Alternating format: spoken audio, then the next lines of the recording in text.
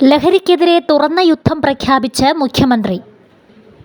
വരും തലമുറയെ വൻ വിപത്തിൽ നിന്ന് രക്ഷിക്കുക എന്ന ലക്ഷ്യത്തോടെ കേരളം ലഹരിക്കെതിരായ യുദ്ധത്തിലെന്ന് മുഖ്യമന്ത്രി പിണറായി വിജയൻ. ലഹരിയുടെ ഉപയോഗവും വ്യാപനവും തടയുന്നതിന് വിപുലമായി പദ്ധതികൾ ആവിഷ്കരിക്കുന്നതിന് യോഗം ചേർന്നു. വിവിധ വകുപ്പുകൾ ലഹരി വിരുദ്ധ പ്രവർത്തനങ്ങളുടെ ഭാഗമായി ചെയ്തുവരുന്ന പ്രവർത്തനങ്ങൾ വിശദീകരിച്ചു. ചർച്ചയിലെ നിർദ്ദേശങ്ങൾ വിദഗ്ധ സമിതിയെ അറിയിക്കും. ഈ മാസം 16-ന് മതമേലധ്യക്ഷന്മാരുടെ യോഗവും 17-ന് സർവകക്ഷി യോഗവും ചേരും.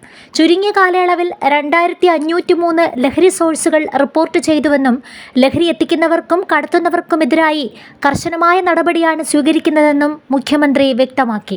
അതേസമയം വീണ വിജയനെതിരായ മാസപ്പടി കേസിൽ പ്രതികരണവുമായി മുഖ്യമന്ത്രി പിണറായി വിജയൻ രംഗത്തെത്തി. താൻ അതിനെ ഗൗരവമായി കാണുന്നില്ലെന്നും കേസ് കോടതിയിൽ നടക്കട്ടെയെന്നും മുഖ്യമന്ത്രി വാർത്താസമ്മേളനത്തിൽ പറഞ്ഞു.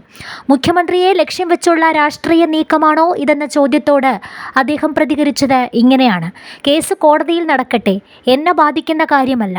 നിങ്ങൾ വല്ലാതെ ബേജാറാകേണ്ട. ആരോപണം ശുദ്ധ അസംബന്ധമാണെന്ന് എല്ലാവർക്കും അറിയാം.